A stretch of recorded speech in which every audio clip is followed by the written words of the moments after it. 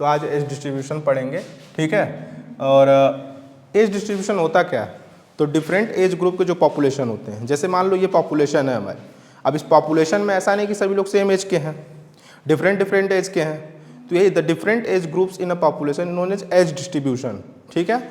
अब जो age distribution है वो प्री रिप्रोडक्टिव, रिप्रोडक्टिव और पोस्ट रिप्रोडक्टिव, जो 0 to 14 ईयर्स के हैं वो किस में आएंगे, प्री रिप्रोडक्टिव फेज में आएंगे, और जो 14 to 45 ईयर्स के हैं वो रिप्रोडक्टिव फेज में और रिप्रोडक्टिवली एक्टिव भी होते हैं, ठीक है। 0 से 14 साल के बच्चे, ठीक है, जो होते हैं वो रिप्रोडक्टिव फेज में आते हैं, और एबव 45 से एबव, ठीक है, वो पोस्ट रिप्रोडक्टिव फेज में आते हैं। और यही आपका एज डिस्ट्रीब्यूशन है किसी पॉपुलेशन में, ठीक है।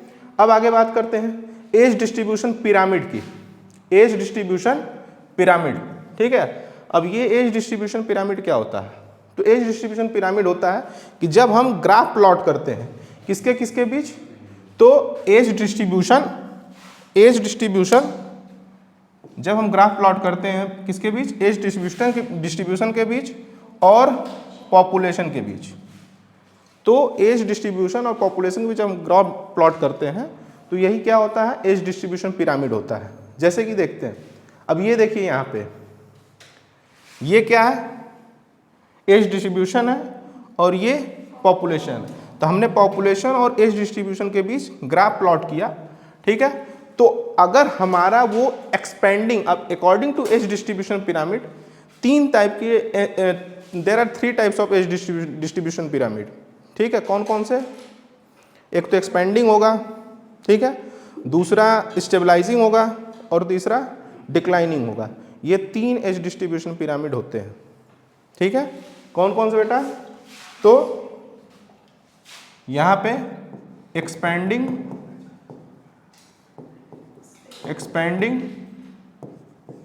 स्टेबलाइजिंग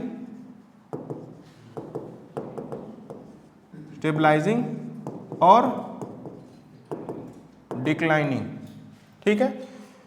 तो आते हैं एक्सपेंडिंग के बारे में समझते हैं। तो एक्सपेंडिंग पॉपुलेशन का अगर एग्जांपल देखें तो एक्सपेंडिंग पॉपुलेशन का जो एग्जांपल है ये हमें डेवलपिंग कंट्री में देखने को मिलता है। कहाँ देखने को मिलता है, डेवलपिंग कंट्री में, यानी कि वो कंट्री जो अभी डेवलप कर रही है, जैसे कि इंडिया में जो हमें एज डिस्ट्रीब्यूशन पिरामिड देखने को मिलता है वो एक्सपेंडिंग टाइप ऑफ पिरामिड, और इसका जो शेप होता है बेटा वो पिरामिड या ट्राइंगल शेप होता है। कैसा शेप होता है, पिरामिड या ट्राइंगल शेप। ध्यान सुनिए मेरी बात को, ठीक है। और ये आपको क्या बता रहा है कि जो पॉपुलेशन है वो क्या हो रही है, एक्सपेंड हो रही है, बढ़ रही है, ठीक है। और ये किसी भी डेवलपिंग कंट्रीज में होता है, ठीक है।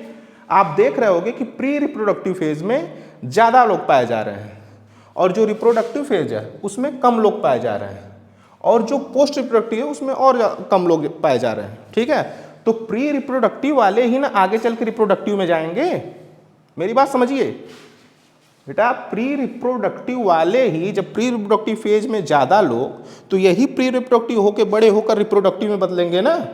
तो ये बताओ, जब ये रिप्रोडक्टिव में बदलेंगे तो रिप्रोडक्टिव ज़्यादा, यानी कि ये पॉपुलेशन, अब रिप्रोडक्टिव फेज में ज़्यादा लोग, तो पॉपुलेशन क्या करेगी, बढ़ेगी ना, एक्सपेंड करेगी ना।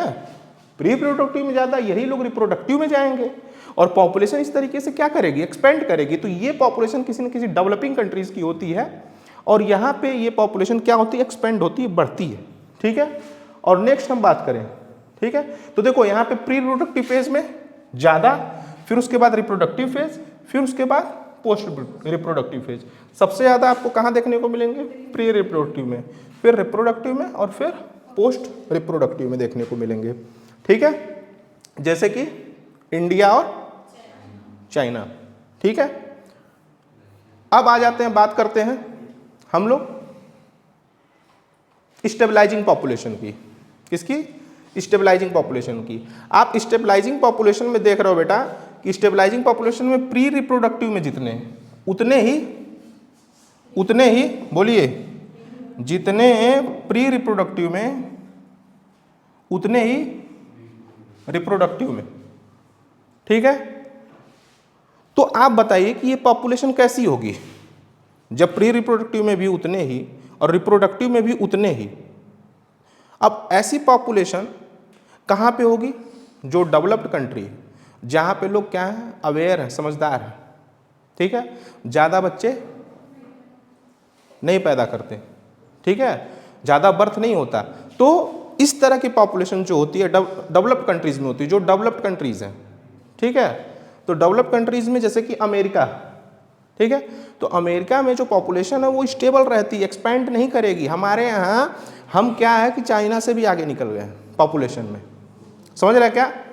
हमारे यहाँ पॉपुलेशन बढ़ रही है, लेकिन जो डेवलप्ड कंट्री है, तो डेवलप्ड कंट्री में क्या है, पॉपुलेशन स्टेबल रहती है, क्योंकि वहाँ लोग अवेयर हैं, ठीक है, ज़्यादा बर्थ नहीं करते हैं, ठीक है, जिससे कि पॉपुलेशन क्या रहती है, स्टेबल रहती है। न ज़्यादा बर्थ करते हैं, अब वही लोग फिर रिप्रोडक्टिव फेज में जाएंगे, तो न ज़्यादा बर्थ है, न ज़्यादा लोग रिप्रोडक्टिव फेज में जाएंगे, और इस तरीके से पॉपुलेशन जो है वो स्टेबल रहेगी, बढ़ेगी नहीं, ठीक है।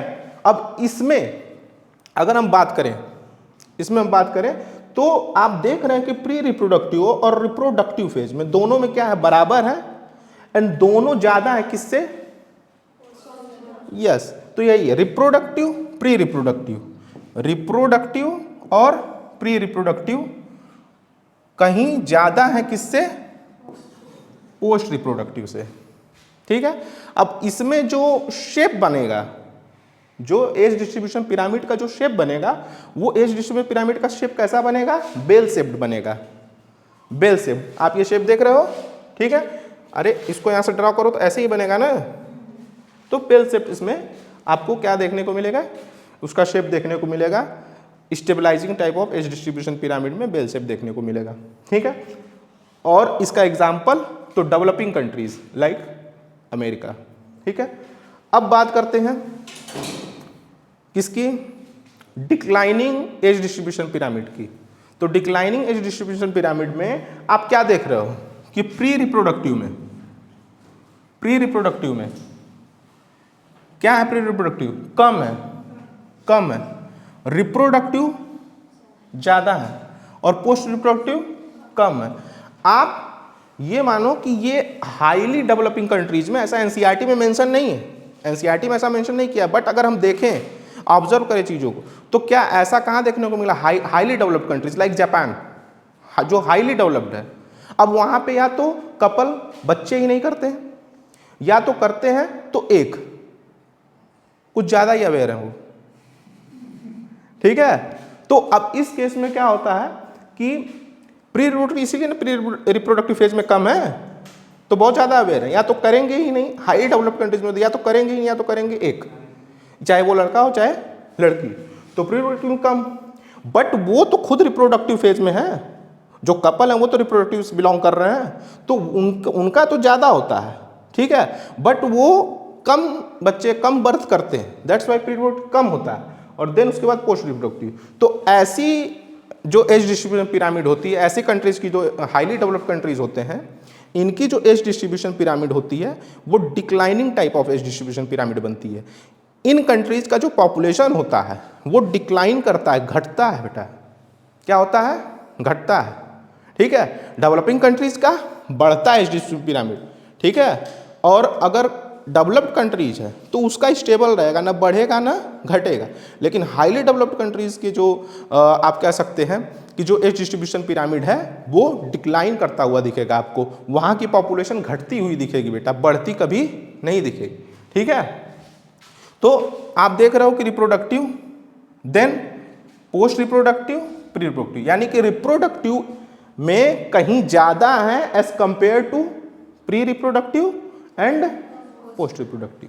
तो आपको ये ध्यान देना है, reproductive is more than post reproductive and pre reproductive, ठीक है। और ये ऐसा एग्जांपल देखा जाए तो highly developed country like Japan, ठीक है।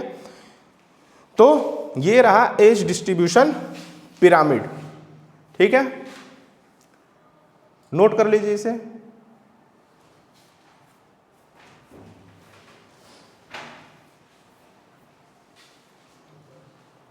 नोट करो।